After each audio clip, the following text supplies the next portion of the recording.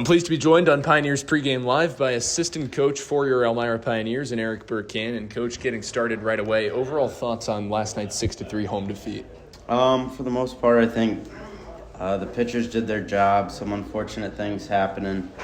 The big thing, just scoring early and just putting those guys away early so what happened last night doesn't happen again. In your eyes, overall thoughts on the scuffle that occurred in the top of the eighth inning yesterday? Just unfortunate. You never want anything like that to happen. And, I think we handled it well. Guys stuck up for each other, and I think that's the biggest thing. Just shows the brotherhood we have here in Elmira. For the most part, in terms of throwing strikes, another solid performance for Brendan Hayes. Despite giving up a couple earned runs, 6 strikeouts through 4 1/3, what was working so well for him? Oh, yeah, Brendan, he's got some good off-speed stuff. I think landing the slider early and then using his fastball in late counts can really help him in the later innings and late counts. So overall, I think he did really good. Just got to work on his composure, his body language. I think that's a big thing that we've been working on with him, and I think going forward, he'll be better at that. As a whole, how satisfied were you with the plate approaches last night, especially down in counts and still battling late in the game? Yeah, it definitely showed heart. I think that's one word to describe this team. We have heart, and we're just going to keep battling.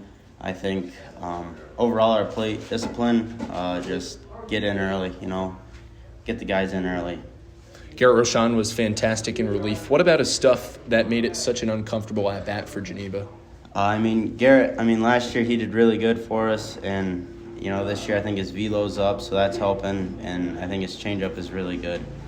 As we turn to tonight's ball game, what's going to have to change in order to snap this 3-game winless skid? I think we just got to come out with some intensity, and we just stick to our approach. Got to get jobs done, and we just got to do the things that aren't always pretty.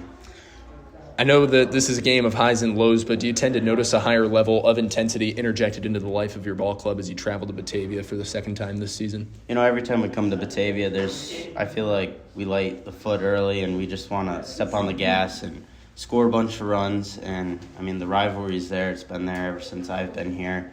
So, obviously, this game is a must-win just to switch the momentum for the rest of the season. But I think with the lineup we got tonight, I think we're going to be good.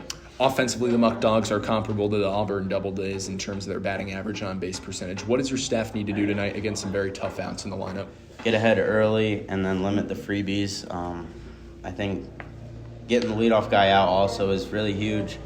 I think Geisler, he's going to do his thing, and hopefully we can just turn it over to the next guy and just compete for the next guy to go out and say, all right, he threw up a 0, so I'm going to throw up a 0. What's the kind of energy mentally and physically that Michael Geisler brings to the mound in his starts? Mikey, he's a great guy. He's a little bit of a nut job, but you got to have those guys in your staff. And I think overall Mike's just going to pound the zone.